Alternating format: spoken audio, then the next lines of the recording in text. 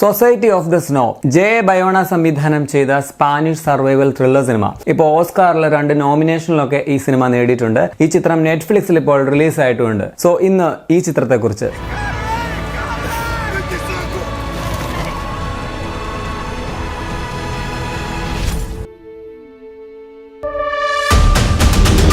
യുറുഗ്വേയിൽ നിന്നുള്ള ഒരു റഗ്ബി ടീമിന്റെ ഫ്ലൈറ്റ് ആൻഡീസ് പർവ്വതനിരകളിലെ മഞ്ഞുമലയിൽ ഇടിച്ചു തകരുന്നതും അതിലെ കുറച്ച് പാസഞ്ചേഴ്സ് എങ്ങനെ അതിൽ നിന്നും സർവൈവ് ചെയ്തു എന്നുള്ളതിന്റെ അതിഗംഭീര ചലച്ചിത്രാവിഷ്കാരമാണ് സൊസൈറ്റി ഓഫ് ദ സ്നോ എന്ന ഈ സ്പാനിഷ് ത്രില്ലർ സിനിമ. കണ്ടിരിക്കാൻ വളരെ ബുദ്ധിമുട്ടാകും വിധം ഡിസ്റ്റർബിംഗ് ആയിട്ടുള്ള നിരവധി ഘട്ടങ്ങളിലൂടെയാണ് കഥയിലെ തുടർന്നുള്ള സംഭവങ്ങൾ അരങ്ങേറുന്നത്. പക്ഷെ ഇതൊക്കെ യഥാർത്ഥത്തിൽ അവർ അനുഭവിച്ചതാണെന്ന് അറിയുമ്പോഴാണ് നമുക്ക് ഞെട്ടൽ അനുഭവപ്പെടുന്നത്. എന്റെ അമ്മോ, ഒരു കിടിലൻ പടം, കിടിലൻ മേക്കിംഗ് ആൻഡ് കിടിലൻ പെർഫോമൻസ്. ചുരുക്കത്തിൽ ഇത്രയും മാത്രമേ എനിക്ക് പറയാനുള്ളൂ. ഇത്രയും ദിവസങ്ങൾ ആ മഞ്ഞുമലയിൽ അവരെ എങ്ങനെ അതിജീവിച്ചു, അവരുടെ മെന്റൽ ആൻഡ് ഫിസിക്കൽ സ്ട്രെങ്ത്, ഏറ്റവും പ്രധാനമായിട്ട് അവരുടെ വിൽ പവർ, ഇതിന്റെയൊക്കെ വളരെ റിയലിസ്റ്റിക് ആയിട്ടുള്ള ഒരു ചലച്ചിത്രാവിഷ്കാരമാണ് ഈ സിനിമ. ഈ മഞ്ഞൊക്കെ സിനിമയിലും വീഡിയോയിലും ഒക്കെ കാണാൻ ഭയങ്കര രസമാണെങ്കിലും നമ്മൾ കാണാറുണ്ട് യൂട്യൂബിലും റീൽസിലും ഒക്കെ കാനഡയിലൊക്കെ ഉള്ളവര് മഞ്ഞ് ഓരോ ദിവസം കഴിയുമ്പോൾ ഉണ്ടാക്കുന്ന അവരുടെ പ്രശ്നങ്ങളൊക്കെ. ഇത് പക്ഷെ ചുറ്റും മഞ്ഞിൽ ഒരു 70 ദിവസത്തോളം ഒക്കെ അകപ്പെട്ടു പോവുക, അതും ഭക്ഷണമില്ലാതെ, മര്യാദയ്ക്ക് ഡ്രസ്സ് ഇല്ലാതെ, കിടക്കാൻ ഒരു ഇടമില്ലാതെ, എന്നിട്ട് അതിൽ എങ്ങനെ അതിജീവിക്കുക എന്നുള്ളതൊക്കെ വളരെ അവിശ്വസനീയമായിട്ട് വേണമെങ്കിൽ നിങ്ങൾക്ക് തോന്നാം. പക്ഷെ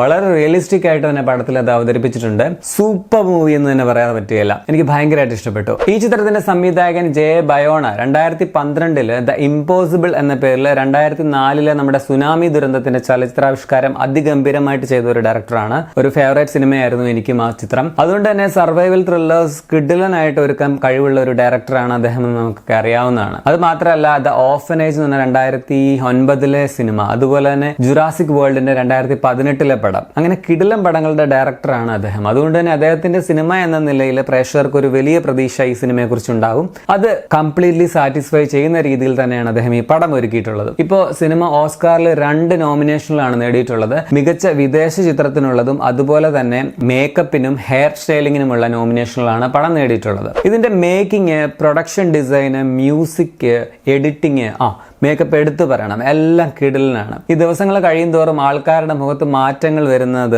അവരുടെ ആരോഗ്യം ക്ഷയിക്കുന്നതൊക്കെ വളരെ കൺവിൻസിംഗ് ആയിട്ട്, അൺബിലീവബിൾ ആയിട്ടാണ് പടത്തിൽ അവതരിപ്പിച്ചിട്ടുള്ളത്. വേറൊരു കാര്യം എടുത്തു പറയേണ്ടത്, ഈ സിനിമയിൽ ഇങ്ങനെ നരേഷൻ നടത്തുന്ന, അവരെങ്ങനെ സർവൈവ് ചെയ്യുന്നു എന്നൊക്കെ പറയുന്ന ആ ഒരു കഥ പറയുന്ന ഒരാളുണ്ട്. അതായിരിക്കുമല്ലോ സാധാരണ നമ്മൾ കാണുന്ന സിനിമയിലെ പടത്തിലെ നായകൻ. പക്ഷെ ആ ഒരു കാര്യത്തിൽ ഈ പടം കുറച്ച് ക്ലീഷേ ബ്രേക്കിംഗ് ആണ്. അത് എന്താണെന്നുള്ളത് നിങ്ങൾ പടം കണ്ടു തന്നെ അറിയാം. ഞാൻ ആദ്യം പറഞ്ഞതുപോലെ സിനിമ കുറച്ച് ഡിസ്റ്റർബിംഗ് ആണ്. നമുക്ക് ഡൈജസ്റ്റ് ചെയ്യാൻ പറ്റാത്ത കുറെ കാര്യങ്ങൾ പടത്തിൽ കാണാൻ പറ്റും. പക്ഷെ കിടിലം പടമാണ് കേട്ടോ, മിസ് ചെയ്യരുത്. പോയ വർഷത്തെ ഏറ്റവും മികച്ച സർവൈവൽ ത്രില്ലറാണ് പടം. പക്ഷെ പക്ക എൻഗേജിങ്ങുമാണ്, ഒട്ടും നിങ്ങളെ ബോറടിപ്പിക്കില്ല. പക്ഷെ ചില സീനൊക്കെ എനിക്ക് കാണാൻ ബുദ്ധിമുട്ടായിട്ട് ഞാൻ ഇങ്ങനെ മുഖം മാറ്റി പിടിച്ചായിരുന്നു. സോ ചുരുക്കത്തിൽ ഇതൊരു മാസ്റ്റർ പീസ് ആണ് എന്ന് തന്നെയാണ് എനിക്കും പറയാനുള്ളത്. ഞാൻ ഇതിന് 4.5 ഔട്ട് ഓഫ് 5 റേറ്റിംഗ് നൽകും. പടം നെറ്റ്ഫ്ലിക്സിൽ അവൈലബിൾ ആണ്. ഇപ്പോൾ സ്പാനിഷ് ആണ് ഇതിന്റെ ഒറിജിനൽ ലാംഗ്വേജ്. കൂടാതെ ഇംഗ്ലീഷ്, ഹിന്ദി, തമിഴ്, തെലുങ്ക് വേർഷനുകളും അവൈലബിൾ ആണ്.